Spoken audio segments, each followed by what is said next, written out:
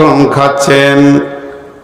একটা ছোট্ট কথাটা অনেক লম্বা নয়, অনেক চওড়া নয়, মাত্র ছোট্ট একটি কথা বলার জন্যে আমার রব 11 বার কসম খেয়েছেন। হে আমার মা, ওরে আমার বোন, ওই কথাটা কি একটু ধ্যানের সঙ্গে শোনেন। আগে আল্লাহর কসমগুলোকে বলি, ওয়াশ শামসি ওয়া দুহাহা ওয়াল কামারি ইযা তালাহা ওয়ান নাহারি ইযা দাল্লাহা ওয়াল লাইলি ইযা ইয়াগশাহা ওয়াস সামাই ওয়া মা বানাহা ওয়াল আরদি ওয়া মা তাহাহা ওয়া নাফসি ওয়া মা সাওয়াহা ফাআলহামাহা ফুজুরাহা ওয়া তাকওয়াহা। 11টা কসম হয়ে গেল।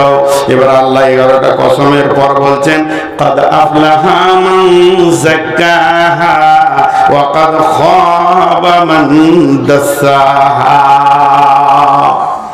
মাত্র দুটি শব্দ, ছোট ছোট দুটি শব্দ আল্লাহ বলবেন, 11খানা কসম খেলেন। তাহলে জানতে হবে এই কথা দুটি কত গুরুত্ব। আল্লাহ 11টা কসমের পর বলছেন, ওই লোক বেঁচে যাবে যে পাক, আর ওই লোক ফেঁসে যাবে যে না পাক, যে পবিত্র আছে। কাদ আফলাহা মান যাক্কাহা ওয়া কাদ খাবা মান দাসাহা। ওই লোক বেঁচে যাবে যে পবিত্রতা গ্রহণ করেছে, ওই লোক ফেঁসে যাবে যে অপবিত্র অবস্থায় জীবন কাটাচ্ছে। বন্ধুরে, এত সহজ কথার ভিতরে আমার রবের 11টা কসম কেন আসলো? তাহলে বুঝতে হবে এখানে তত্ত্ব আছে, এখানে গুরুত্ব আছে। তাই আমার আল্লাহ 11টা কসমের পর এটা বলছেন। তাহলে পাকের কথা যখন বলেছেন, আর জলসা শোনা যাবে না, এক্ষুনি সবাই উঠে চলেন, নদীতে চলে যায়, সাবান দিয়ে ডুবে যায়। আবার মা বোনেরা, আপনারাও বাড়িতে গোসলখানায় চলে যান, সাবান নিয়ে ঢুকে যান, মাথা থেকে পা পর্যন্ত পাক করে নিব, যে আমি পবিত্র হয়ে যাব। আর আমার রব বলেছে, তুই পবিত্র হলে বেঁচে যাবি, জাহান্নাম যাবি না জান্নাতে যাবি।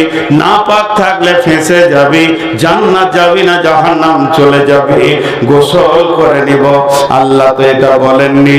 বন্ধুরে আমার, মা আমার, বোন আমার, আল্লাহ যেটা বলতে চেয়েছেন, আম্মা জান আয়েশা রাসূলকে প্রশ্ন করলেন, ইয়া রাসূলুল্লাহ, সব থেকে বড় পাক কি, সব থেকে বড় পবিত্রতা কি, আমাকে শিখিয়ে দেন, আমি সদা পবিত্র হয়ে থাকবো। আল্লাহর নবী বললেন, আয়েশা রে, সব থেকে বড় পবিত্র হলো তুমি যেন জবান দিয়ে হারাম খেয়ে নিও না। হারাম এমন একটা জিনিস, যে ব্যক্তিটা হারাম খেয়ে নেয় তার গোটা শরীরটা নাপাক হয়ে যায়। অতএব এই হারাম থেকে রক্ত হয়, ওই রক্ত থেকে মাংস, হাড্ডি সমস্ত শরীরে হয়ে যায়।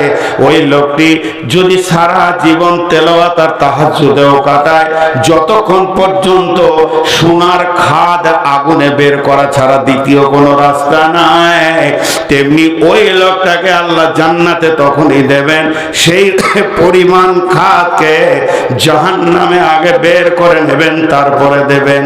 এর জন্য আমার আল্লাহ বলেছেন, যতগুলি আমি হারাম করেছি এবং নিষেধ করেছি, আমার নবী যতগুলি হারাম করেছে, নিষেধ করেছে, এর থেকে বেঁচে থাকার নাম হচ্ছে পাক, আর এগুলোকে গ্রহণ করার নামই হচ্ছে না পাক। অতএব কাদ আফলাহা মান যাক্কাহা, যে নিজেকে পবিত্র করবে সে বেঁচে যাবে। ওয়া কাদ খাবা মান দাসাহা, যে লোকটা না পাক থাকবে ওই লোকটা ফেঁসে যাবে।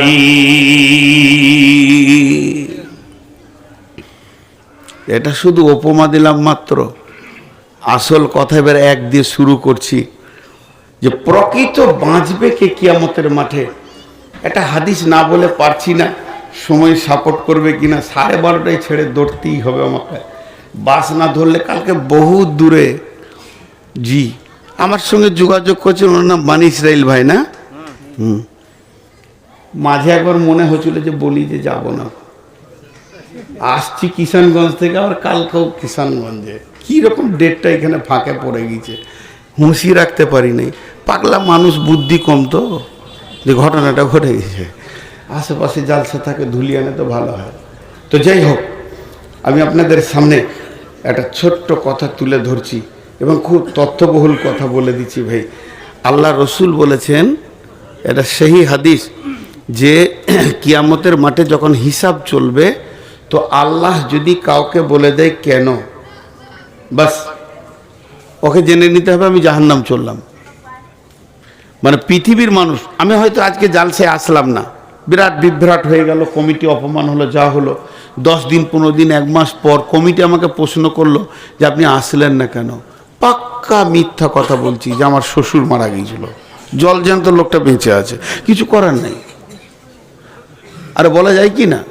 পাক্কা। এটা তো আর আপনারা আলেমুল গায়েব নন যে জানেন। কিংবা বলে দিলাম যে হঠাৎ আমার ভাইয়েরা অ্যাক্সিডেন্ট করেছে, মেরে দিলাম, একদম কুটকুটি সব শেষ হয়ে গেল। কিন্তু আল্লাহ যেদিন বলবে তুমি এটা করলে কেন, ওইটা টপকাতে কেউ পারবে? বিশ্বনবী বলছেন, কিয়ামতের মাঠে যখনই আল্লাহ বলে দেবে কেন, উম্মত রে তুমি জেনে নাও জাহান্নাম অজীব হয়ে গেল। পৃথিবীর সমস্ত ব্রেনকে লাড্ডু বানিয়ে দেওয়া যাবে, কিন্তু আমার রবকে বানানোর চেষ্টা করিও না। অতএব হিসাবাই এসিরা কাকে বলা হয়? হিসাবাই এসিরা, আসান হিসাব বলা হয়। আল্লাহ কেন শব্দ ব্যবহার করবে না? তে সেই আল্লাহ বলছে, বল তোরা কি কামিয়াবি নিতে চাস? কঠিন কিয়ামতের দিনে যদি তোরা কামিয়াবি নিতে চাস, তাহলে তোদের ভিতরে 8টা গুণ থাকতে হবে। এবার আমি এক ধার থেকে তফসির শুরু করে দিচ্ছি, না জানি কত দূর যাবে। 4টাতেই যদি সময় শেষ হয়ে যায় তো কেটে পড়ো। আগামী বছরের জন্য আর 4টা রেখে দিব। বিসমিল্লাহির রহমানির রহিম। আলিফ লাম মিম। এটা হরফে মুকাত্তাআত। কোরআনে এরকম হরফ অনেক আছে, আছে না ভাই? আলিফ লাম মিম, আলিফ লাম র, সদ, কাফ, হা, ইয়া, আইন, সদ, কফ, ইয়াসিন, এগুলোর নাম কি? হরফে মুকাত্তাআত। মুকাত্তাআত মানে বাংলায় বলি কাটা কাটা হরফ। এর কোনো তফসির নাই, তরজমাও নাই। এর সমস্ত তথ্য কে জানেন? আল্লাহ জানেন। এর জন্য আল্লাহ ক্লিয়ার করে দিয়েছেন, ওমা উতিতুম মিনাল ইলমি ইল্লা কালিল। আপনারা খবরদার বলবেন না গোটা কোরআনটা আল্লাহর জ্ঞান। এর থেকেও আল্লাহর জ্ঞান বেশি, আমাদের যতটা প্রয়োজন অতটা দিয়েছে। আল্লাহ বলছে ইল্লা কালিল, তোদেরকে সামান্য দিয়েছি, লোড নিতে পারবি না, আমার কাছে আরো জ্ঞান আছে। আল্লাহর জ্ঞানের শেষ নাই। ওমা উতিতুম মিনাল ইলমি ইল্লা কালিল, সামান্য ন্যূনতম দিয়েছে। এতেই তো মানে সলিমুদ্দিন কলিমুদ্দিন আসমানে উড়ে চাঁদে চলে গেল, যে চাঁদে জোয়াটাকে মনে করছে বিরাট কিছু করে দিয়েছি। মাথা খারাপ, তুই তো চাঁদে গিয়েছিস, সামান্য জায়গায় গেছিস। আমার নবী সাত্যবক আসমান সিদরাতুল মুনতাহা ভেদ করে আরশে মহল্লা পৌঁছিয়েছে। সারা বিশ্বের বিজ্ঞানীকে চ্যালেঞ্জ থাকলো এবং বর্ণনা দিয়েছেন কোন কোন জায়গায় কি দেখলাম। জি ভাই, করেছেন কি করেননি? তো চাঁদে জোয়াটাকে নিয়ে তো হই করার কোনো, হাততালি মারছে দেবো যে ওখানে পায়খানার ব্যাগ পাওয়া গেছে, আর কিছু খুঁজে পেলি না বা। জি ভাই, হ্যাঁ, হযরত উমারকে ওর বাপ থাপ্পড় মেরেছিল ছোট অবস্থায়, উঁট চড়াতে দিয়েছে, উঁট হযরত উমারকে, আর মাথায় উঁটের গোবর আছে। দেবো যে ওই তোর মাথায় গোবর কেন রে? উমারের আব্বা, তোর মাথায় গোবর কেন রে? হযরত উমার নিজে বলছেন, আমি আব্বাকে বললাম, আব্বা উঁটগুলো যখন খোলা ময়দানে মরুভূমিতে চড়াচ্ছিলাম, প্রখর রোদ, কোথা ছায়াতে বসবো তো উঁটের পাছাতে বসেছি, আর উঁট তখন ওই সুযোগই আমার মাথা তিলে দিয়েছে। তখন মারলে পরাত করে গালে এক চর। 20টা উঁট চড়াতে পারিস না, তোর মাথায় কি গোবর ছাড়া আর কিছুই নাই, কেমন করে দুনিয়া করে খাবি রে? মা বাপ যা বলে সন্তানকে তাই বললেন। কিন্তু হযরত ওমর বলছেন, আমার আল্লাহ আমার মতো অধমকে দিয়ে 18 লক্ষ বর্গ মাইলের শাসন চালাচ্ছে। যেদিন একটাও জিনা ব্যভিচার হয়নি, আজকে বিশ্বনবী 23 বছর রাজত্ব চালিয়ে গেছেন, 3খানা রেপ কেসের আসামি পাওয়া গেছে, 3 জনের সাজা হয়ে গেছে। আর ইংল্যান্ড যে পাশ্চাত্য দেশ বলে আমাদের কাছে জ্ঞান লে, কেমন করে রাষ্ট্রবিজ্ঞান পড়বি এখানে আমেরিকা প্রতি মিনিটে 2.5 থেকে 3 হাজার মেয়ে ধর্ষণ হচ্ছে, কিছুই করতে পারছে না। অতএব বন্ধুরে, আল্লাহ তাবারক ওয়া তাআলা বলছেন, সামান্য ন্যূনতম জ্ঞান দিয়েছি, এতেই তুমি চাঁদে গিয়ে খালি আল্লাহ নাই বলে দাও। শুনে নাও, আমার নবী সিদরাতুল মুনতাহা গেছে, তো আলিফ লাম মিম, এটা হলো হরফে মুকাদ্দার।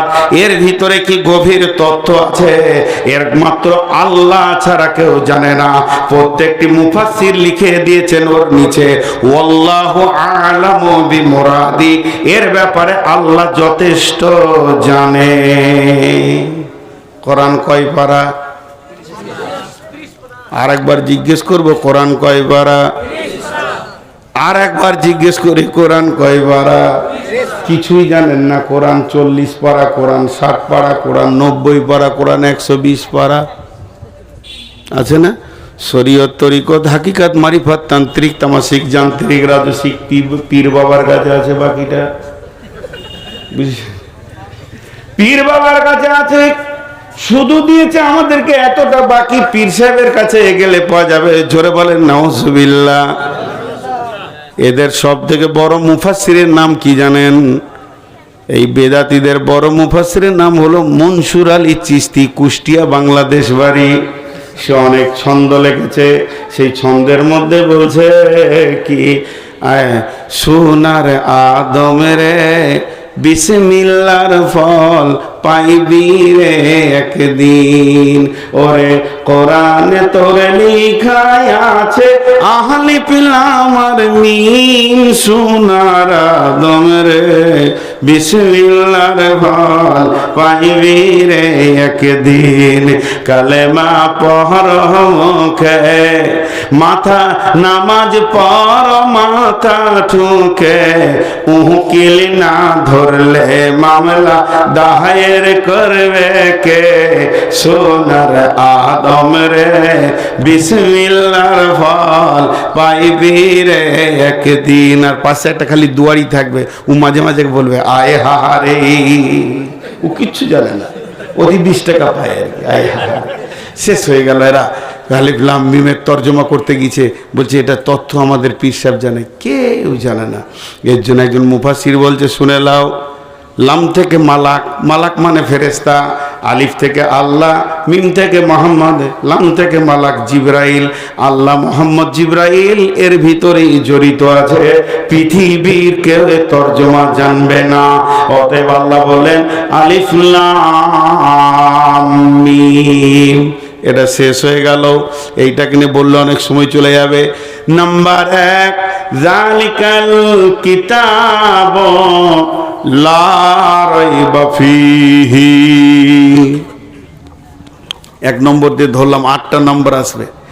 যালিকাল কিতাব লা রাইবা ফীহি। আল্লাহ বলছেন এই কিতাবটার মধ্যে কোনো সন্দেহ নাই। আপনারা বলেন সন্দেহ আছে? একজনেরও সন্দেহ আছে? একটা অক্ষর সত্য মিথ্যা আছে? নাই। সব কি সত্য, এর মধ্যে কোনো সন্দেহ নাই। আল্লাহ চ্যালেঞ্জ দিয়েছেন, ওয়াইন কুনতুম ফি রাইবিম মা নাযালনা আলা আবদিনা ফাতু বিসূরাতিন মিন মিসলিহি ওয়াদউ শুহাদাকুম মিন দুনিল্লাহি ইন কুনতুম সাদিকিন। হে বিশ্ববাসী, যদি আমার আল্লাহ আমি আমার গোলামের উপরে যেটা নাজিল করেছে এটা তোমাদের মিথ্যা মনে হয়, যদি তোমাদের সন্দেহ হয়, তাহলে এরকম একটা কিতাব, এরকম একটা ছোট্ট সূরা লিখে দেখিয়ে দাও। বিশ্বকে চ্যালেঞ্জ দিলাম, তুমি বসো, তোমার বন্ধু বান্ধবকে ডাকো, সমস্ত বিজ্ঞানীদেরকে ডাকো, যে কোরআনের সূরার মতো একটা সূরা লিখে দাও, শুধু আল্লাহকে বাদ দিয়ে, যদি তোমরা সত্যবাদী হও। আমার আল্লাহ পরে আয়াতে বলছেন, ফাইল্লাম তাফআলু ওয়া লাম তাফআলু, কখনো পারোনি আর কখনো পারবে না, তোমাদেরকে চ্যালেঞ্জ দিলাম, পারবে না। অতএব কোরআনের ভিতরে এতটুকু সন্দেহ পোষণ করা যাবে না। যদি কিয়ামতের মাঠে আপনাকে আমাকে কামিয়াব হতে হয়, ডান হাতে যদি সার্টিফিকেট নিতে হয়, তাহলে এক নম্বরে কোরআনের ভিতরে কোনো সন্দেহ করা যাবে না। একটা কথা আমি বহুবার বলেছি, আপনারা ইউটিউব খুললে পেয়ে যাবেন, বক্তব্য হয়তো হাজারো বার শুনেছেন। বিশ্বনবী কি লিখতে পড়তে জানতেন? জোরে বলেন, জানতেন? জানতেন না। তার চারটা কারণ আছে। চারটা কারণের মধ্যে সব থেকে বড় কারণ দুটি, যে আল্লাহ রসুলকে পড়াবে এই সাহসটা কার আছে? কার বুকে এত সাহস আছে নবী মোহাম্মদকে বলবে আই তোকে পড়াবো? হ্যাঁ, সে তো সে সারা পৃথিবীর গুরুর গুরু, নবীদের নবী। আর আল্লাহ এটা মেনে নিতে পারেননি যে আমার রসুলের কেউ শিক্ষক হয়ে যাক, যে শিক্ষক হবে তার সম্মান বেড়ে যাবে, এটা নিতে পারেননি, এক নম্বর। আর দ্বিতীয় নম্বর হচ্ছে যে আল্লাহ তার উপরে কোরআনকে নাজিল করছে, ওই জন্য নিরক্ষর রেখেছেন, যে যাতে করে কাফের বেঈমানেরাও যেন না বলে যেটা মোহাম্মদ গোপনে লেখে। আবু জাহেলও পর্যন্ত বলার ক্ষমতাটা পায়নি, ওটা বলবে কি করে? ও তো লিখতেই জানে না। তাহলে কোরআনটা কার? আল্লাহ। যদি উনি লিখতে জানতে তাহলে মানুষ সন্দেহ করত। এই জন্য কোরআনে কোনো সন্দেহ করা যাবে না। তারপরে 2 নম্বর, হুদাল লিল মুত্তাকিন। এই কোরআন হেদায়েত দেবে কাকে? দেবে মুত্তাকিদেরকে হেদায়েত দেবে, কাফেরকে দেবে না, বেঈমানকে দেবে না, মুশরিককে দেবে না, ফাসিককে দেবে না। যদি আপনার হৃদয়ের ভিতরে আল্লাহর ভয় না থাকে, তাহলে কোরআন থেকে সে হেদায়েত পাবে না। কোরআন নিজে বলেছেন, ইদিল্লু বিহি কাসীরা ওয়া ইয়াহদি বিহি কাসীরা ওয়া মা ইদিল্লু বিহি ইল্লাল ফাসিকিন। এই কোরআন পড়ে অনেকে পণ্ডিত হয়ে হেদায়েতের রাস্তা পেয়ে গেছে, নূর পেয়ে গেছে, আবার অনেকে কোরআন থেকে বিভ্রান্ত হয়ে গেছে। কোরআন তাকে হেদায়েত দিতে পারবে না। হেদায়েতের মালিক নবী মুহাম্মদ সাল্লাল্লাহু আলাইহি সাল্লাম ছিলেন না। হেদায়েতের মালিক আল্লাহর কালাম পাক নয়, হেদায়েতের মালিক হলেন আল্লাহ। ইন্নাকা লা তাহদি মান আহবাবতা ওয়ালাকিন্নাল্লাহা ইয়াহদি মান ইয়াশা। আল্লাহ তার নবীকে বললেন, নবী হে, তুমি চাইলেই লোক হেদায়েত পেয়ে যাবে, এটা হবে না। আমি যাকে চাইবো সে হেদায়েত পাবো। হিন্দাকে আল্লাহ চেয়েছেন, হিন্দা রসুলের চাচার কলিজা চাবানোর পরও হেদায়েত পেয়ে গেল। আল্লাহ তাআলা চেয়েছেন মানে ওয়াইসি হেদায়েত পাবে। আমির হামজাকে ওয়াইসি কতল করার পরও সে হেদায়েত পেয়ে গেল। আল্লাহ চাইনি আবু তালেব হেদায়েত পাবে, কারণ তার ভিতর নাম হচ্ছে আবু তালেব, আর দিলের ভিতরে কোনো তলব ছিল না। এর জন্যে রসুল হাজার চেষ্টা করে তাকে হেদায়েত দিতে পারেননি। তাই আমার রব বলছেন, এই কোরআন থেকে যদি কেউ মনে করে যে আমি হেদায়েতের নোটটা কোরআন থেকে নিব, এখান থেকে আলো নেব, কামিয়াবির রাস্তাতে হাঁটবো, আল্লাহর কাছে ডান হাতে সার্টিফিকেট নেব, তাহলে তাকে মুত্তাকি হতে হবে, আল্লাহ ভীরু হতে হবে। তার দিলের ভিতরে যদি আল্লাহর ভয় না থাকে, ওই লোকটা কোরআন থেকে লাভ নিতে পারবে না। আল্লাহর কি কুদরত, লাঠির ভিতরে সর্ব। কি বলেন তো? আখ। হ্যাঁ, আখ। আচ্ছা বলি, একটা ভালো মজবুত আখ নিয়ে এসে আপনাকে দিলাম, রস বের করতে পারবেন কি না দাঁত দিয়ে? এটা কত সুন্দর মাল আল্লাহ দিয়েছে, মারবে চাপ তো ওর রস চু করে টানবে, খাও। কিন্তু যার দাঁত নাই, একটাও নাই, কি করবে হু? জি না, ওর যার দাঁত নাই সে আখ থেকে কোনো ফায়দা নিতে পারবে না। কেন? দাঁত নাই এই জন্যে। তো কোরআন হলো আখের মতো, এর ভিতরে মধু আছে, এত মধু আছে আপনার জীবনের সব রোগ সেরে যাবে। কিন্তু যার দিলে আল্লাহর ভয় আছে সে কোরআন থেকে লাভ নিতে পারবে, আর যার দিলে আল্লাহর ভয় নাই ও কোরআন থেকে লাভ নিতে পারবে না। এটা আল্লাহ ক্লিয়ার বলে দিলেন যে তোমার আল্লাহর ভয় দিলে থাকতে হবে। ভীতু রাস্তা পাবে, আর ভীতু যে হবে না সে রাস্তা পাবে না। একটা হচ্ছে সাঁতারু আর একটা হচ্ছে ডুবুরি। একটা হচ্ছে সাঁতারু আর একটা হচ্ছে ডুবুরি। সাঁতারু 400 কিলোমিটার সাঁতার কাটবে কিন্তু একটা হিরেমণি মাণিক্য পাবে না, আর ডুবুরি 400 কিলোমিটার লাগবে না, কয়েক স্কোয়ার ফুট দিলে সমুদ্রের একদম নিচে গিয়ে হীরের টুকরো আনবে। কথা ঠিক না ভুল? তো সাহাবারা যে এটা হলো মহাসমুদ্র, এই সমুদ্রে সাহাবীরা ডুব মেরে হেদায়েতের নূরের আলো তুলে নিয়ে এসছে। কিন্তু গিরিশচন্দ্র সেন গোটা কোরআন নামে সমুদ্রে সাঁতার কেটেছে, একটাও হীরের টুকরো দেখতে পায়নি। কথাটা বুঝাতে পারলাম? এরকম অনেক হিন্দু ভাই আছে যারা কোরআন পড়তে পারে, অনেক বিধর্মী আছে, নন মুসলিম আছে যারা কোরআন পড়তে পারে এবং বুঝতেও পারে, কিন্তু তাকে হেদায়েত। দেখেন ইউটিউব খুললে বেশ কিছু সাধু তারা ইসলামের প্রতি ভালো ধারণা পোষণ করছে, তো করছে তো ওই কেন কালেমাটা পড়ছে না? কারণ ও এখনো সেই নূরটা দেখতে পায়নি। জি, হেদায়েত পায়নি।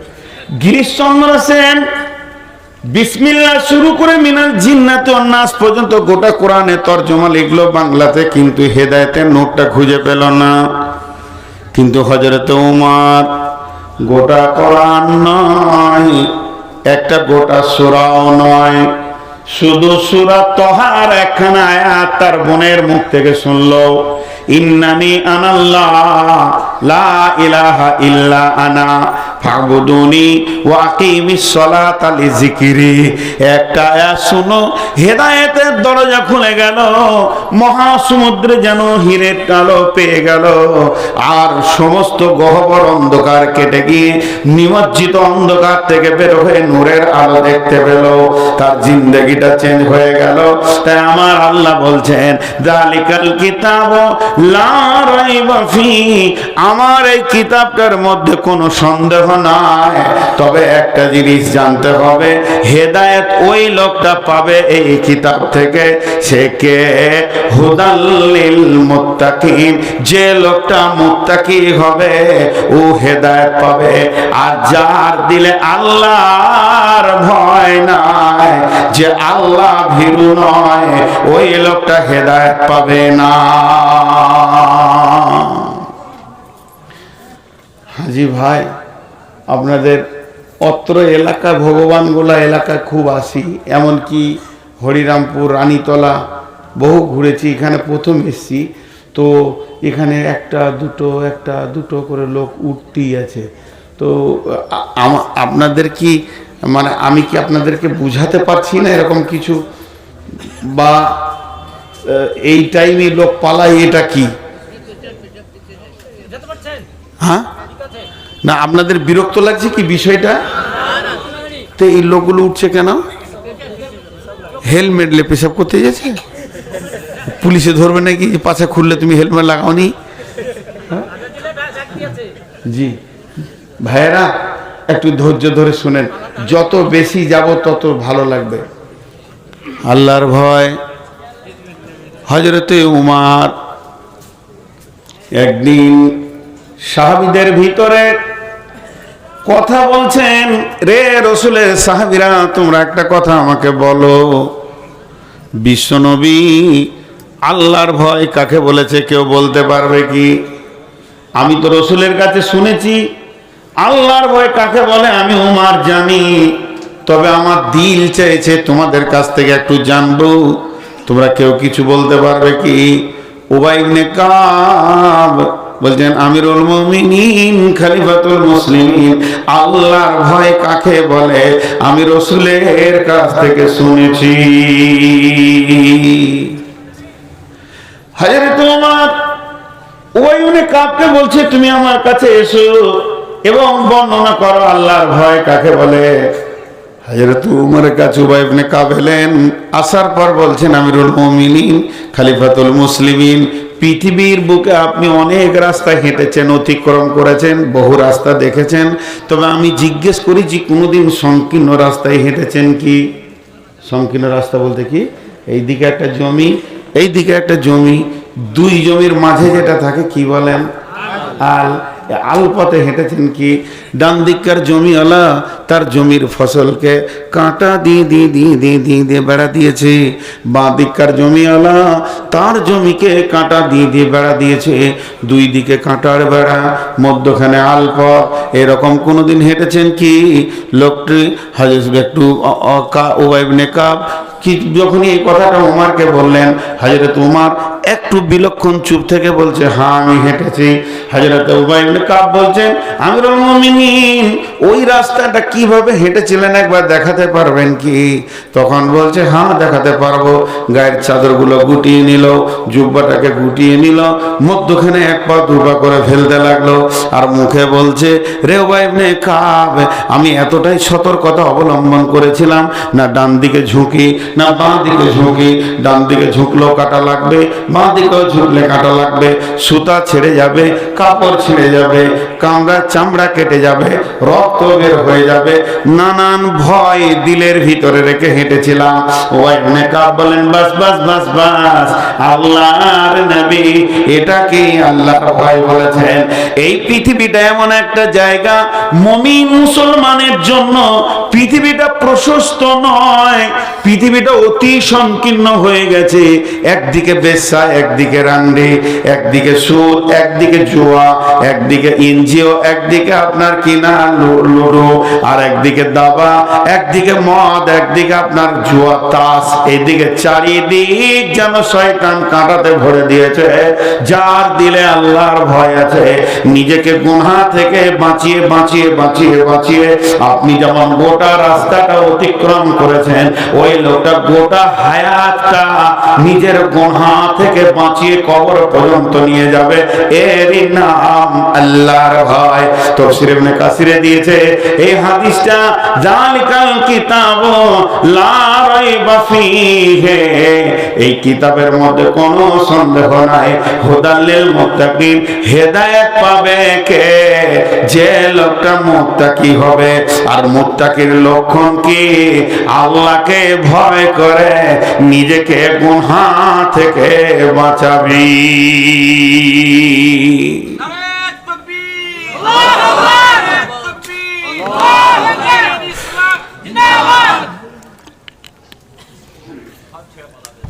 একটা জিনিস খেয়াল করেন, সাহাবীটা কত দামি দেখেন। উনি শহীদ সাহাবী, উনি মুতার যুদ্ধের তৃতীয় সেনাপতি ছিলেন আব্দুল্লাহ ইবনে রাওয়াহা, শহীদ সাহাবী। আল্লাহু আকবার, কত দামি সাহাবী। বিবির জাঙ্গে মাথা দিয়ে শুয়ে আছে। এটা হাদিসটা পেয়ে যাবেন সূরা মারিয়ামের তাফসীর, দেখবেন সূরা মারিয়ামের তাফসীরে এনেছে। তো বিবির জাঙ্গে মাথা দিয়ে শুয়ে আছেন, বলেন এটা কেমন টাইম? স্বামী স্ত্রী ঘরে কেউ নাই, দুজন দুজনের জন্য হালাল, এখানে তো আল্লাহর ভয়ের কিছুই নেই। বিবি ইয়ং, স্বামীও ইয়ং, দুইজনের ভিতরে যৌবনের জোয়ার উত্তাল।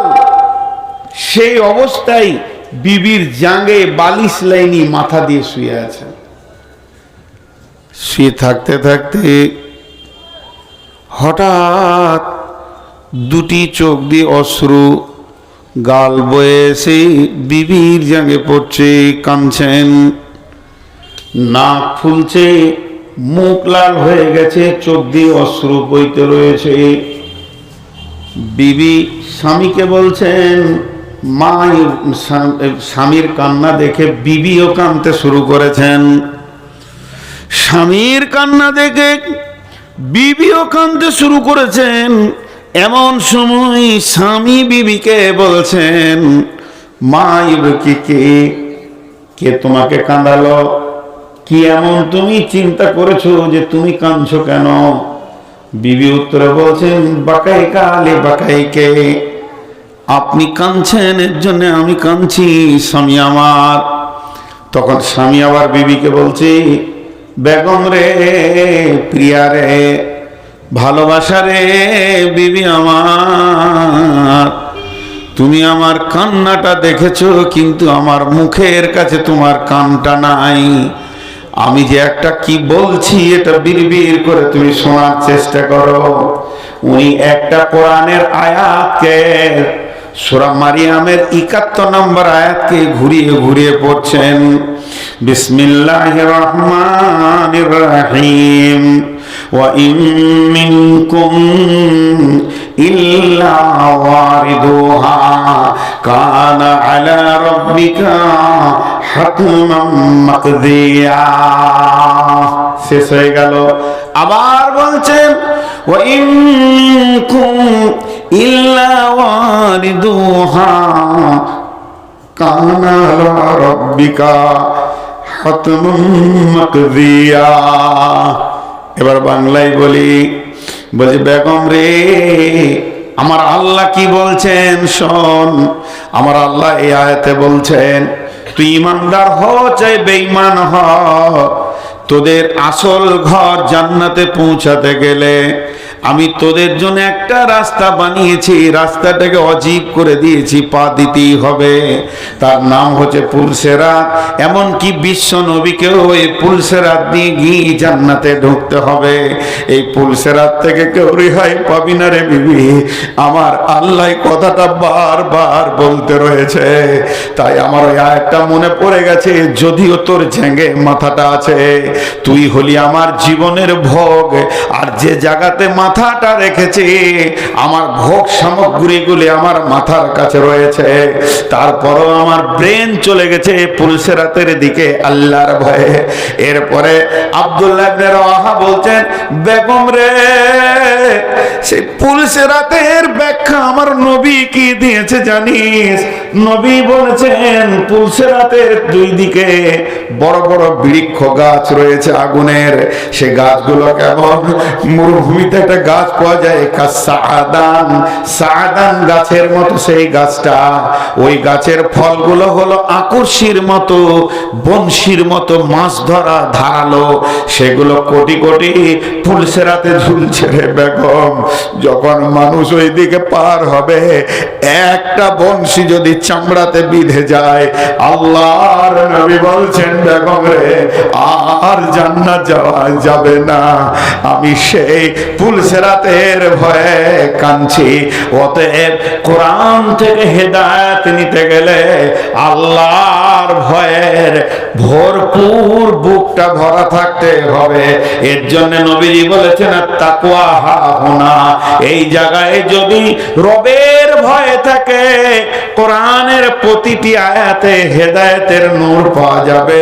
আর এই জায়গায় যদি রবের ভয় না থাকে, গোটা কোরআন পড়ে 40 খতম হয়ে যাবে, তারপর বেঈমানি আর মিথ্যা কথা দাঁড়ি মারা ছাড়বে না।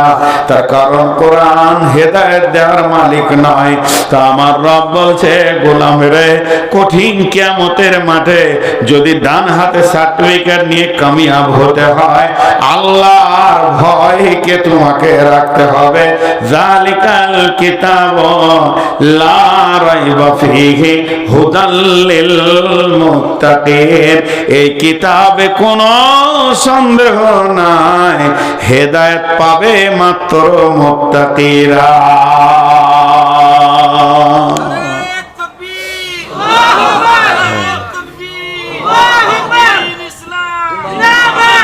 এরপরে আমার আল্লাহ কি বলছেন?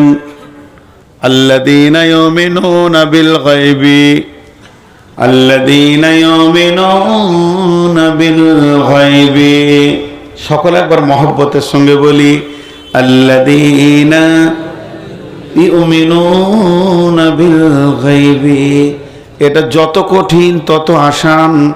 দুই চোখে যাকে দেখলাম না তার প্রতি ঈমান রাখতে হবে।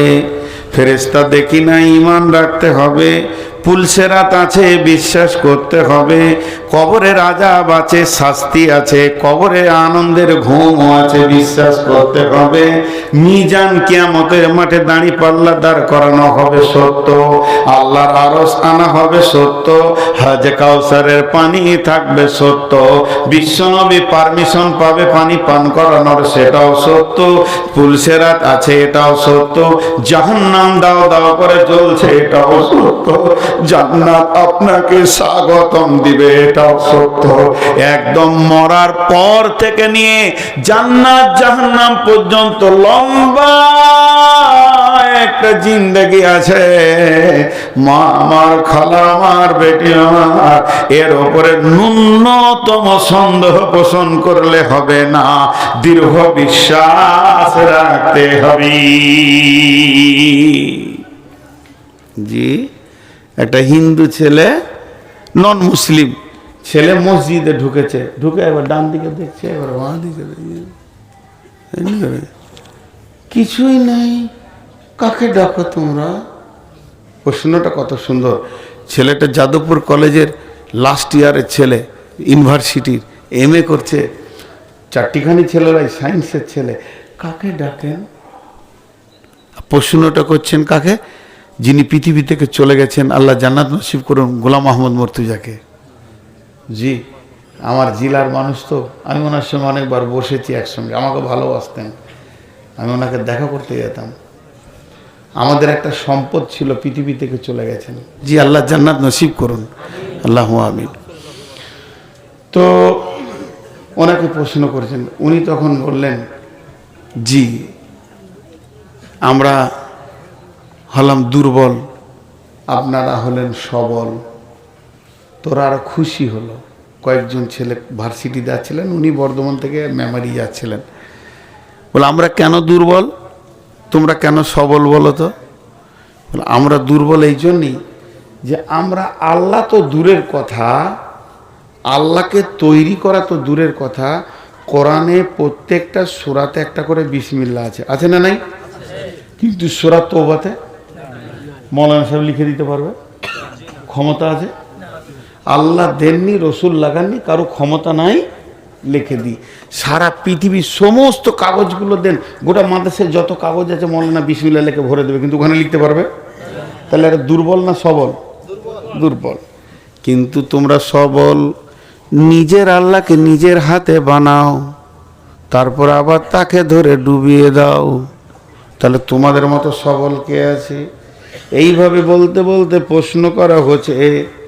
দেখুন কবি নজরুল কি বলেছেন, নয়ন ভরা জল গো তোমার, আঁচল ভরা ফুল, ফুল নেব না অশ্রু নেব ভেবে হই আকুল।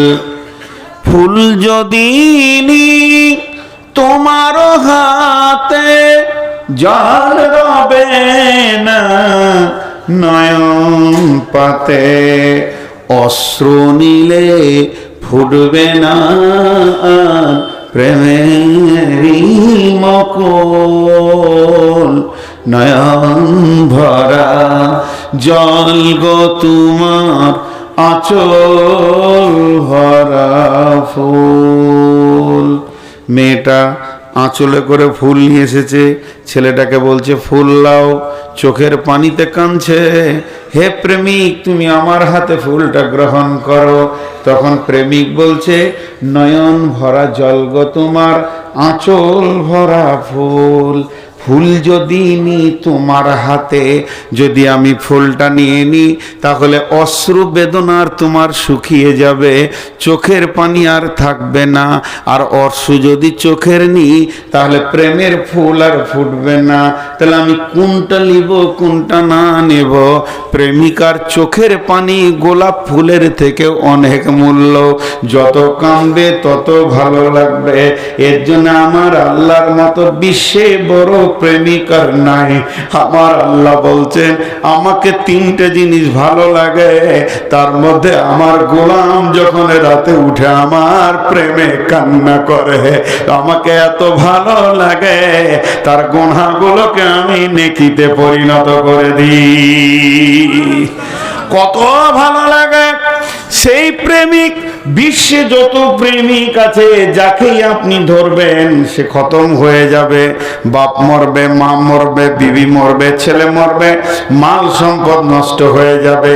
কুল্লু মান আলাইহা ফান ওয়া ইয়াবকা ওয়াজহু রাব্বিকা যুল জালালি ওয়াল ইকরাম। এখানে আপনারা যতগুলো প্রেমিক বসে আছেন আর যারা প্রেমিকা রয়েছে পর্দার আড়ালে, সকলকে বলছি একজনের সঙ্গে প্রেম করেন, জীবনেও প্রেম কাটবে না। তাকে কবরে পাওয়া যাবে, হাসরে পাওয়া যাবে, পুলসেরাতে পাওয়া যাবে। তিনি হলেন আল্লাহ। আর প্রেমিককে দেখলে যে আনন্দ আছে, না দেখার ভিতরে আরো বেশি কৌতূহল আছে। আছে না নাই? জি বলেন। আল্লাহকে দেখি নাই তো এই কৌতূহলটা বেশি কিনা, দেখার আকাঙ্ক্ষাটা বেশি কিনা? রে হ্যাঁ না বলে না? জলসা হচ্ছে এর একটা স্বাদ, আর জলসা হবে এর ভিতরে কৌতূহল বেশি থাকে। এই হবে এই হবে। তো প্রেমের স্বাদ আছে না দেখার ভিতরে। যারা দেখেনি আর চোখের পানিতে কাঁদে আমার রব বলে এরা কত প্রেমিক। যদি আমাকে দেখতো তাহলে আমার পা থেকে এরা মাথা উঠাতো না। জি, হযরত ইমাম বুখারী আলাইহি রাহমা গভীর রাত্রিতে উঠলেন। গভীর রাত্রিতে উঠে দুইটি হাত আল্লাহর দিকে তুলে বললেন, রব্বুল আলামিন, বিশ্বটা মুমিনের জন্য সংকুচিত হয়ে গেছে, বিশ্ব আর প্রশস্ত নাই। তোমার এ নগণ্য গোলাম মোহাম্মদ বিন ইসমাইল আর পৃথিবীতে থাকতে চাইছে না। আমার প্রেমের টান যেন তোমার দিকে বারবার চলে যাচ্ছে। মাবুদ গো, তোমার এই প্রেমিককে তোমার কাছে তুলে নাও। এখন আমার মন চাইছে আমি তোমার কাছে গিয়ে থাকবো। যখন এ কথা বলল, ওই রাত্রিতে ফজরের সালাতের পর তিনি চির বিদায় নিয়ে আল্লাহর পেয়ারা হয়ে চলে গেলেন। বন্ধুরা আমার, আল্লাহ তাবারাক ওয়া তাআলা বলছেন, যারা আমাকে দেখলো না অথচ প্রেম করলো, ভালোবাসা করলো, এরা হলো এক নম্বরে আমার সঙ্গে কিয়ামতে মিশনেওয়ালা। আল্লাহ তাবারাক ওয়া তাআলা এদেরকে হৃদয় দিয়ে ভালোবাসে, কিন্তু এরা দুইখানা কাজ পৃথিবীতে করবে। ওয়া ইউকিমুনাস সালাতা ওয়া মিম্মা রাযাকনাহুম ইউনফিকুন। জি, এটা আপনাদেরকে উপন্যাসের খানিক শোনাই। ওই যে লাইলা মজনু, লাইলা মজনুটা কোনো ইতিহাস না উপন্যাস? উপন্যাস। লেখকের কলমের এমন মানে ভঙ্গি, সারা পৃথিবী জানে যে লাইলা মজনু কেউ ছিল। বাংলাতে বই আছে, হিন্দিতে আছে, উর্দুতে আছে। লাইলা মজনুকে নিয়ে কত বই হয়ে গেল, কিন্তু আসলে এটা উপন্যাস ছিল। তো কবি নজরুল দুইখানা কবিতা লিখেছেন এই উপন্যাসকে কেন্দ্র করে। জি ভাই, আপনাদের বিরক্ত লাগছে? ছেড়ে দিব?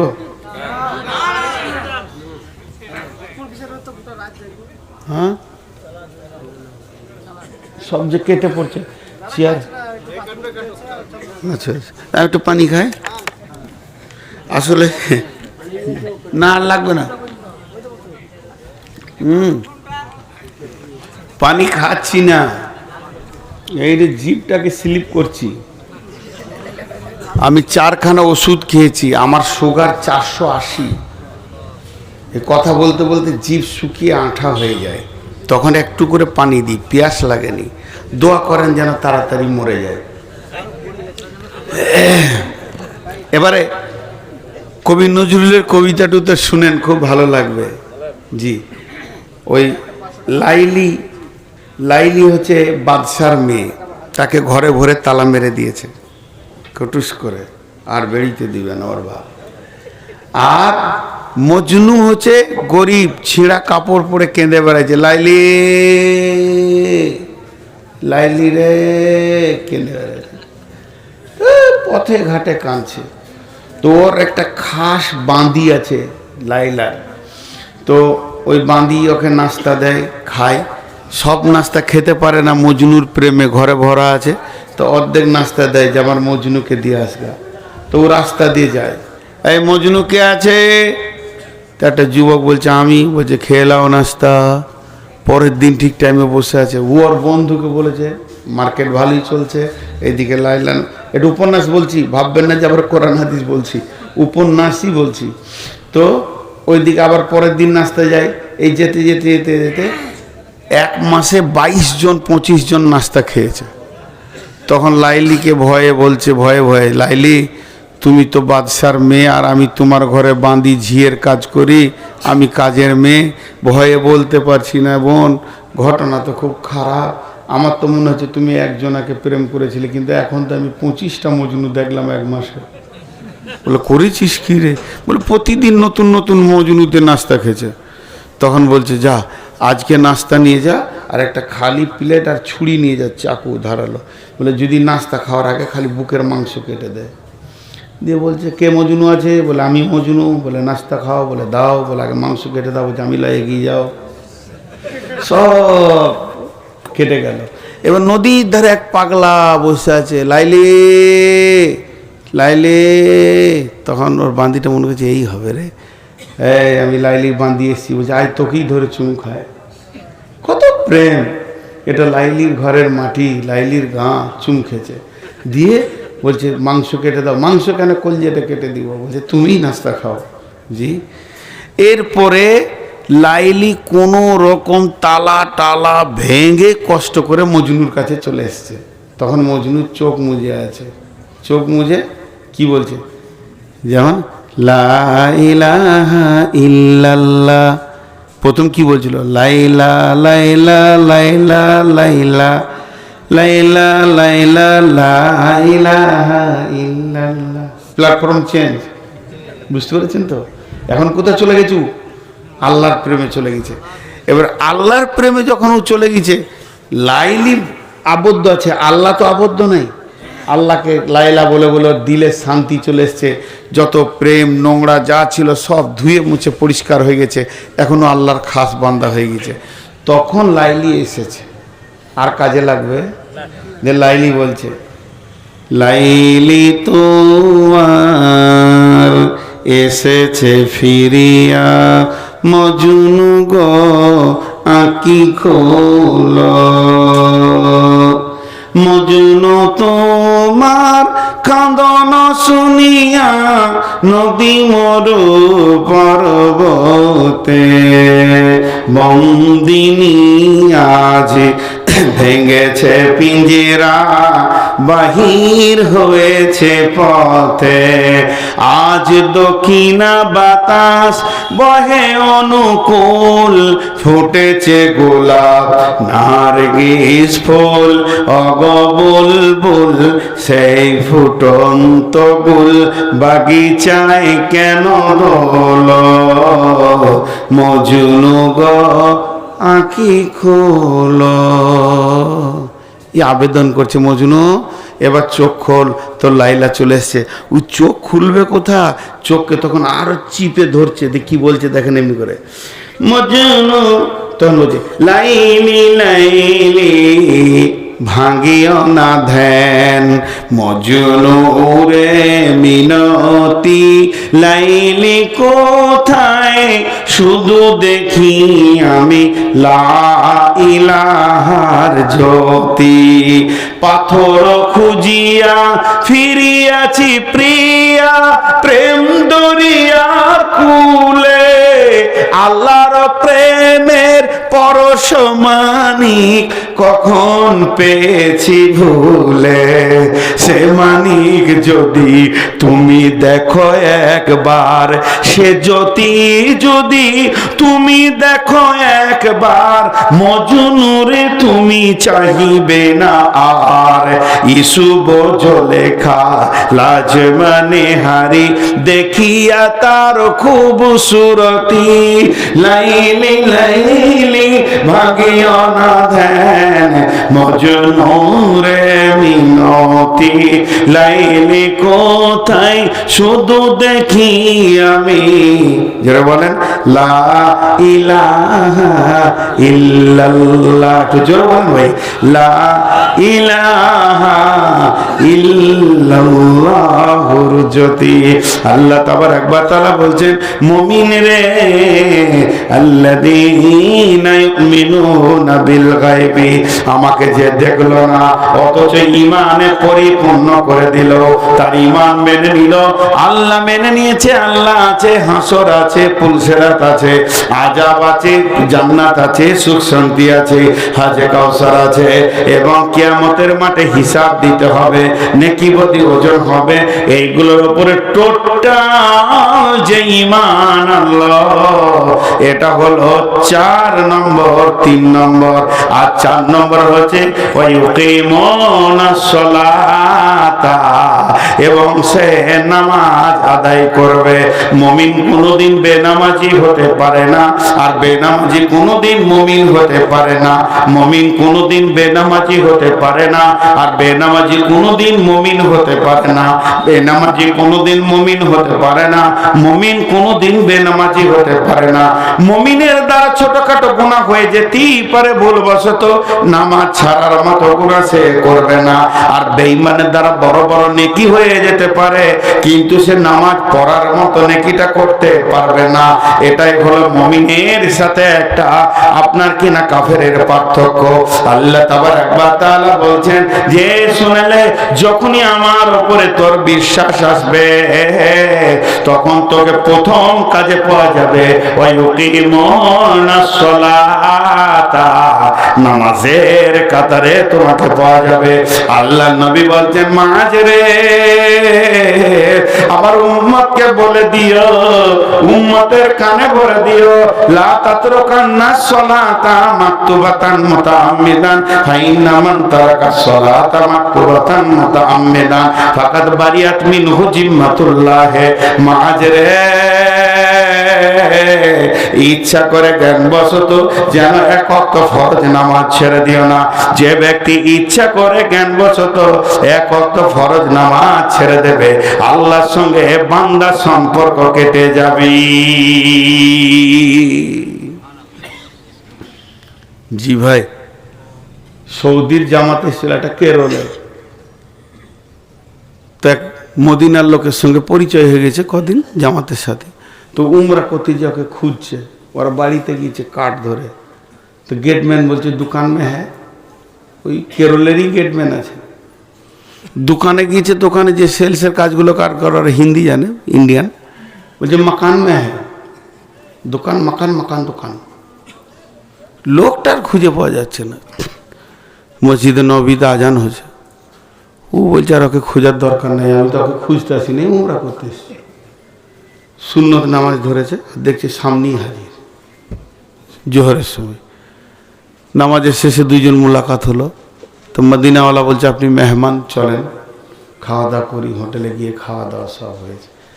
ইন্ডিয়ানওয়ালা বলছে ভাই সেই বেলা 10টা থেকে দোকান মাকান, মাকান দোকান করতে করতে আমার দম শেষ। মদিনাওয়ালা বলছে ভাই তুমি ভুল করেছো, কে তোমাকে দোকানে যেতে বললে আর মাকানে যেতে বললে? একটা মুসলমানকে খুঁজে বের করার প্রধান প্রচেষ্টা কি? যখন কোনো মুসলমানকে খুঁজতে যাবে কোনো গ্রামে, অন্য টাইমে যেও না, নামাজের সময়ে যাও আর মসজিদের দরজায় বসে দাও। মুয়াজ্জিন আজান দিলে মুমিন যেখানেই থাক মসজিদে আসবে। কত সুন্দর কথা। কিন্তু বন্ধুরা, যার আল্লাহর উপরে ঈমান আছে সে কোনোদিন বেনামাজি হতে পারে না। আল্লাহ আমাদের সকলকে নামাজি বানান। এই মাদ্রাসা কমিটি, জালসা কমিটি, শ্রোতা বক্তা সকল কি নামাজি বানান। রব্বুল আলামিন আমাদেরকে 5 ওয়াক্ত নামাজ পড়তে পড়তে মওত দাও, আর মরতে মরতে তুমি নামাজ পড়ার তৌফিক দাও আল্লাহ। তাই বিশ্বনবী বলছেন, খবরদার নামাজ ছেড়ে দিও না। নামাজ হলো সমস্ত, মানে নামাজ এমন একটা জিনিস আল্লাহর সঙ্গে সম্পর্ক কেটে যাবে। অতএব যে গায়েবের ওপরে ঈমান আনবে সে নামাজ পড়বে। 2 নম্বরে সে কি করবে? ওয়ামিম্মা রাযাকনাহুম ইউনফিকুন, নিজের রুজি থেকে সারা বছর খেটে জমা করেছে সেই টাকা থেকে আল্লাহর রাস্তায় দান করবি। কোনদিন মুমিন বকিল হতে পারে না। যেখানেই মওকা পাবে, মাদ্রাসা হোক, মসজিদ হোক, জালসা হোক, তাবলীগ হোক, যেখানেই পাবে আপনার কিনা দ্বীনকে বাঁচানোর জন্য ন্যূনতম যদি কাজ হয়, মুমিন নিজের পকেটে টাকা রাখতে পারবে না, ওই জায়গায় টাকা দেবে। আল্লাহ তাবারক ওয়া তাআলা বলেন, এই লোকগুলি ডান হাতে সার্টিফিকেট পাবে। যার আমার উপরে বিশ্বাস আছে ওই লোকটা নামাজ ছাড়বে না, আর ওই লোকটা দান ছাড়বে না। আমাদের ধারণা যার টাকা বেশি তার দান বেশি, যার টাকা বেশি তার দান বেশি, যার টাকা বেশি তার দান বেশি। কিন্তু কোরআন বলছে না, যার ঈমান বেশি তার দান বেশি, যার ঈমান বেশি তার দান বেশি। কোনদিন মুমিন টাকা নিয়ে বুকে করে নিশ্চিন্তে থাকবে না, কারণ সে জানে পৃথিবীর যত সম্পদ আছে এগুলো আমার নয়, যেটা আল্লাহর কাছে জমা করব সেটা আমার। আল্লাহর নবী বলছেন, আমার উম্মতের অভ্যাস হচ্ছে মাল মাল মাল মাল মাল, কিন্তু মালের ভিতরে 3টি মাল তোমার। যেটা তুমি খেয়েছো তোমার মাল, যেটা তুমি পড়ছো তোমার মাল, যেটা তুমি দান করছো সেটা তোমার মাল, বাকিগুলো তোমার নয়। এর জন্য বলছেন, এই ধন মাল ছিল তোমারও বাবার, সে মরে গিয়ে আজ হয়েছে তোমার। তোমার বাপের মালিতে তুমি ওয়ারিস হইলে, কাল ছেলে ওয়ারিস হবে তুমি মরে গেলে। ধন ধন করিও না ধন অপরজন, মরিলে তোমার সঙ্গে যাবে না ধন। ধন জন অপরজন না রহে কাহার, আনিত ভাবে এই নিত ব্যবহার। ধন জন অপরজন না রহে কাহার, অপরে তোমার মালে ওরাবে বাহার। একা অন্ধকারে ছিলে মায়ের উদরে, একা ফের যেতে হবে ঘোর অন্ধকারে। আজ তুমি বাস করিতেছ হয়ে সোনকার, কালকে ছাড়িয়ে যাবে সংসার সোনার। আজ তুমি গাড়ি ঘোড়া হইতেছ সওয়ার, কালকে সওয়ারি হইবে জানাজা তোমার। আজ তুমি পরিতেছ রেশম পশম, কালকে পরিবে তুমি মরণের কাফন। আজ তুমি খাইতেছ ফল মাকড়, কালকে খাইবে তোমাকে পোকা ও মাকড়। মানব যদি হব আমাদের জ্ঞানী বিচক্ষণ, মুরজিয়া আল্লাহর প্রেমে কাটাও জীবন। ভূমিতে আসিয়া তুমি ভবের মেলায়, হেলায় কাটিয়া নামাতিয়া খেলায়। এ মেলায় বহু লোক আসিয়া ভূমিতে, সব চলে গেল কোথা দেখিতে দেখিতে। সংবাদ তাদের কিছু পাওয়া নাহি যায়, হায় আজ আছে তারা কি হালে কোথায়। নাই সে দেশে কেহ আল্লাহ ভিন্ন আর, করিবে তাহাদের বিন্দু উপকার। দেখিতে আসিলাম মেলা দেখা হলো শেষ, চলো এবার ফিরে যায় আপনার দেশ। যেই দেশে ছিলাম পূর্বে চলো সেই দেশে, কি আছে রয়েছে বসে এসে পরবাসে। মাতা পিতা ভাই বন্ধু আত্মীয় স্বজন, ক্রমে সেই দেশে সব করিল গমন। তোমার গমন কাল হয়ে উপস্থিত, সম্বল সংগ্রহণ কর কর দেখি যে। শাহ সেকেন্দার বাদশা মরিবার কালে, এই ওসিয়ত করেন ওয়ারিস সকলে। মরিলে আমার তরে শুনো বারে বার, কাফনের সাথে হাতে বেঁধনা আমার। সকলিতে মিলে ঝুলে খাটিলিতে করে, 2 হাত ঝুলাইয়া লইয়া যাইও মরে। এই হাল দেখে মর যত মাখলুকাত, আফসোস করিবে আর কহিবে এবার। 7 মুলুকের শাহ সেকেন্দার ছিল, 7 মুলুকের শাহ সেকেন্দার ছিল। সকলে থাকিল আজ খালি হাতে গেল। বন্ধুরে। তাই আমার আল্লাহ বলছে আমার উপরে ঈমান আনার পরে পরে তুই নামাজ পড়বি এবং আমার রাস্তায় দান করবি। কয়টা বলা হলো? প্রথম নম্বরে কোরআনের উপরে বিশ্বাস রাখতে হবে, এর মধ্যে কোনো ভুল নাই, এর মধ্যে কোনো সন্দেহ নাই। 2 নম্বর আল্লাহর ভয় দিলে রাখতে হবে, নচেত কিয়ামতের মাঠে ডান হাতে সার্টিফিকেট পাওয়া যাবে না। 3 নম্বরে যা অদৃশ্যে আছে সেগুলোকে বিশ্বাস করতে হবে। 4 নম্বরে সালাত আদায় করতে হবে। 5 নম্বরে আল্লাহর রাস্তায় দান করতে হবে। দানের কথাটা প্রথমে যখন ধরেছি 4-5 জন পালিয়ে গেল। ওদের ধারণা কি যে যখন এবার কালেকশন করবে ঘর যায়। হ্যাঁ জি না, এখনো 3টে আছে, তো ওই 3টে বাদ রাখি নাকি? হ্যাঁ শেষ করবো না, ওই 3টে শেষ করবো। আর সেই মিয়া কই? বানি ইসরাইল ভাই কই? কোথায় আছে? আমাকে দিয়ে আসবে তো আল্লাহ। খেপা মানুষ তো, ওই জন্য জিজ্ঞেস করেছি। বাসটা না পেলে খুব কষ্ট পাবো। নেপাল বর্ডারে যাচ্ছে।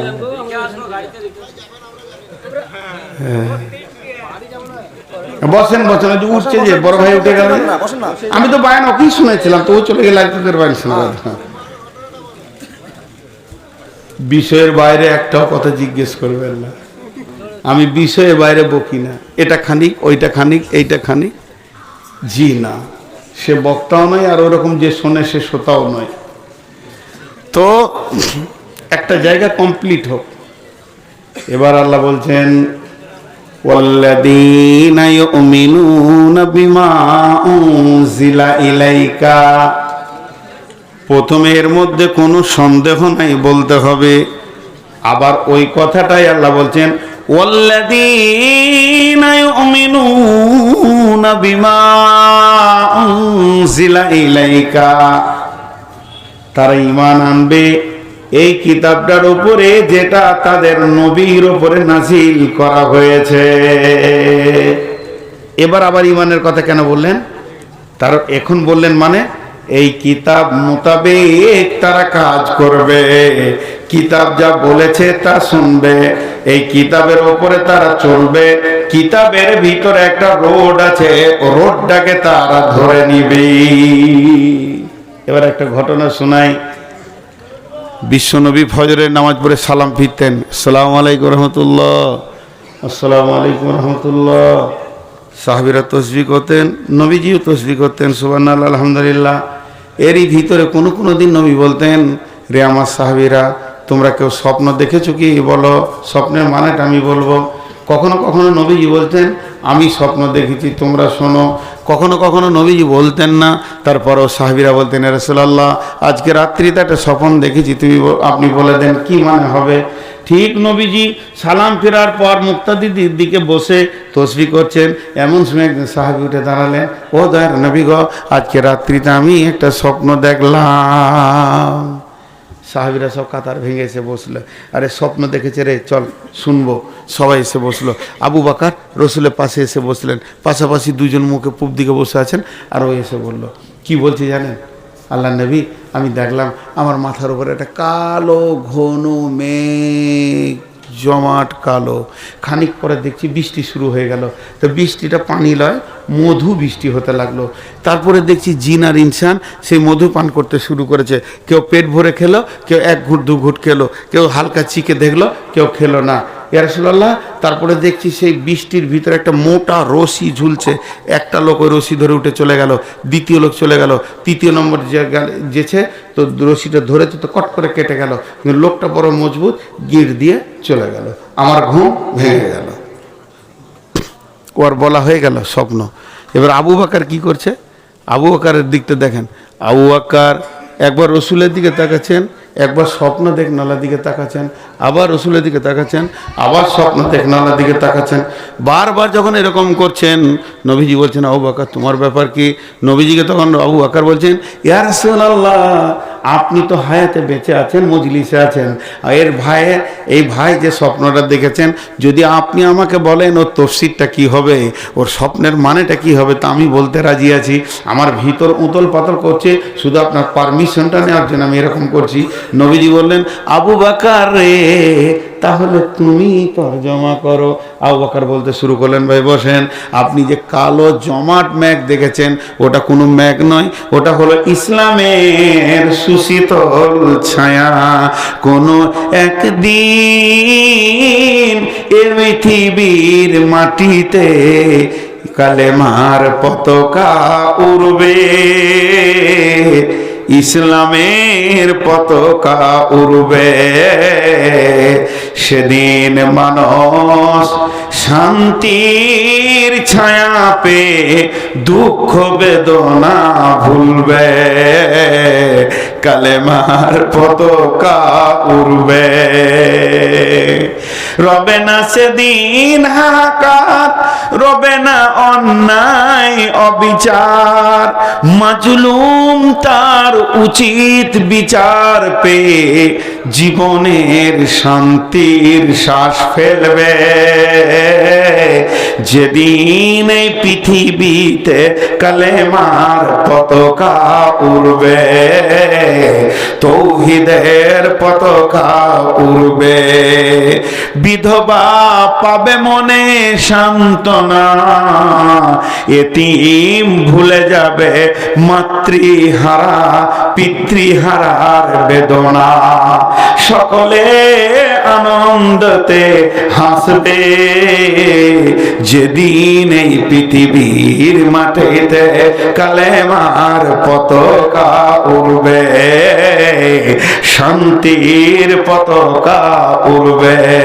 বন্ধুরা আমার, তাই ওই সাহাবী আবু বকর বললেন ওটা হলো তোমার শান্তির ছায়া। তারপরে তুমি যে দেখলে ঝুরঝুর করে বৃষ্টি শুরু হলো, মধু। ভাইরা আবু বকর ওটা মধু নয়। আবু বকর বলছেন, ও ভাই ওটা মধু নয়, ইসলামে কোরআন নাজিল শুরু হয়ে গেল। এটাই হলো পৃথিবীর সেরা মধু, এর মতো মধু আর নাই। কোরআন নাজিল হচ্ছে, এরপরে তুমি দেখছো জিন আর ইনসান খেতে শুরু করেছে।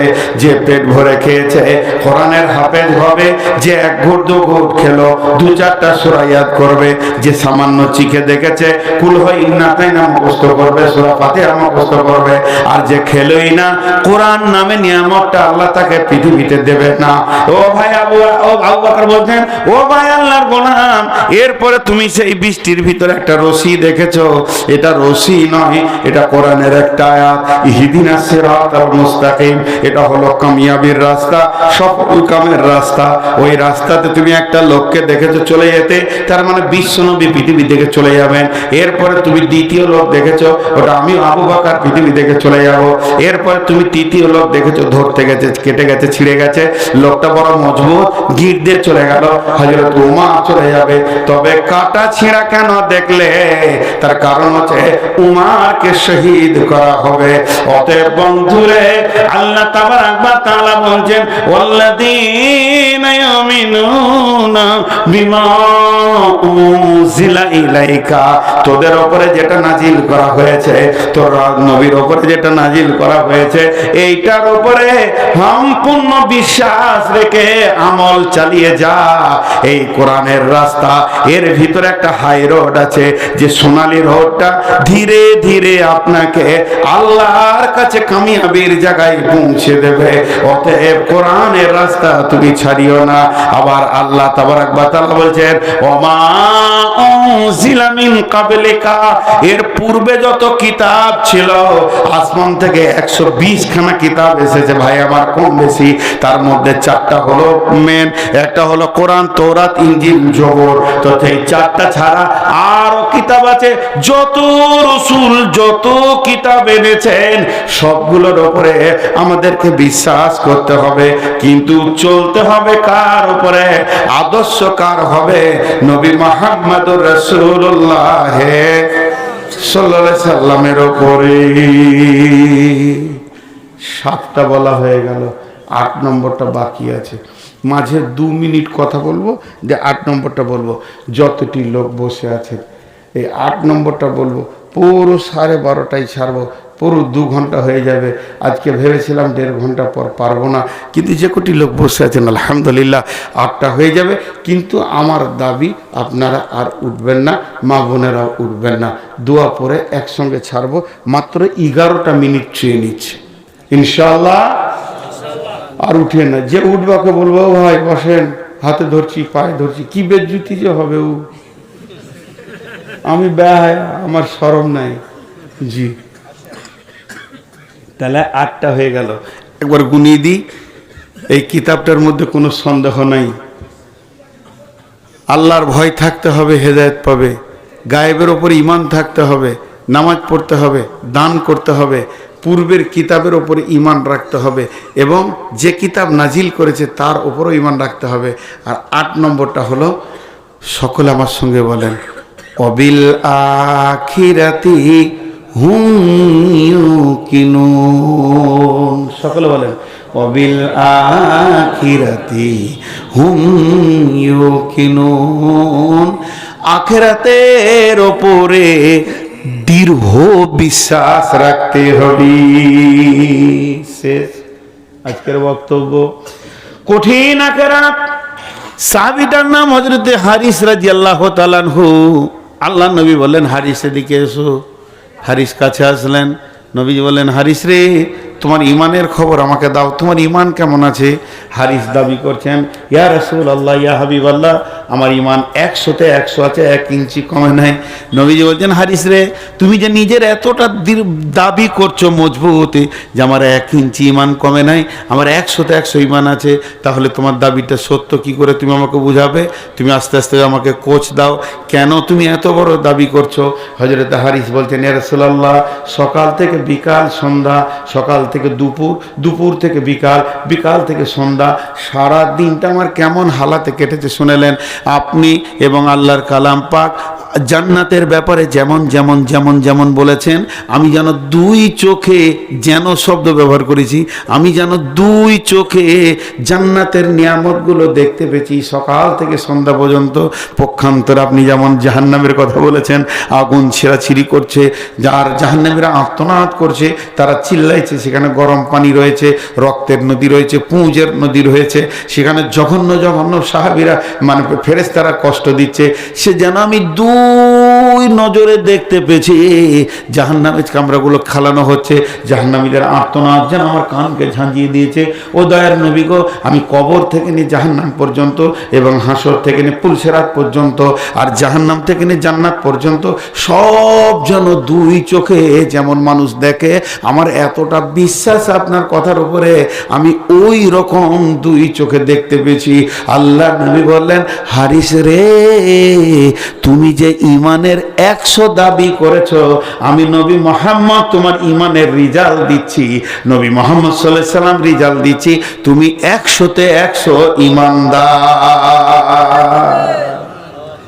আমাদের সারা দিনে একবার কবর মনে পড়ে, আহা, ইমান মরে গেছে, মনে পড়ে না। তো এইগুলোকে স্মরণে রাখতে হবে।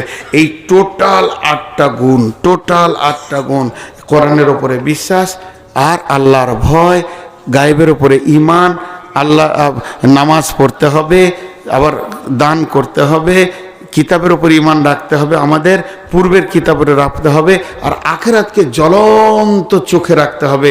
এই 8টা গুণ যার ভিতরে থাকবে, আল্লাহ এবার কি বলছে ওই লোকগুলোকে ধরেন এক জায়গায় করে দিলাম, ওই 8 গুণওয়ালা লোককে, আল্লাহ ওদের দিকে আঙ্গুল তুলে বলছেন, উলাইকা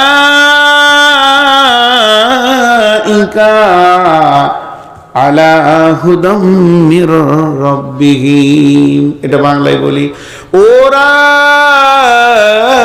রয়েছে তাদের রবের সহি রাস্তার উপরে।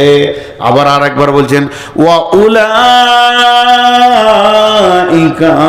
হুমুল মুফলিহুন, এরাই তো কিয়ামতের দিনে ডান হাতে সার্টিফিকেট পাবে, সফল কাম হবে, হাসতে হাসতে জান্নাতে যাবে।